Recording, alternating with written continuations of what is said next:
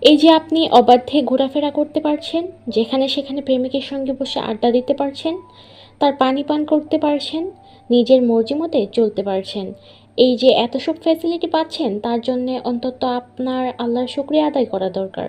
নয়তো যদি ভুলক্রমে আপনি আমার কেউ হতেন, তাহলে এতক্ষণে আপনার প্রেমিকের হাত আর মুখের দুটোই নকশা মানচিত্র হয়ে যেত। তখন আপনি আমার সাথে তর্ক নয়, গালে হাত দিয়ে কাঁদতেন। কথাগুলো শেষ করেই ঢিল মেরে বোতলটা পুকুরের পানিতে ফেলে দিল উনি। আর আমার লোকটা শান্ত কণ্ঠের হুমকিতে গা শীতল হয়ে আসলো। আজব লোকের পাল্লায় পড়েছি তো। সবসময় আমাকে এমন গুন্ডামির করে হুমকি দেয় কেন? কি করেছি আমি? তার সাথে কিসের এত শত্রুতা আমার?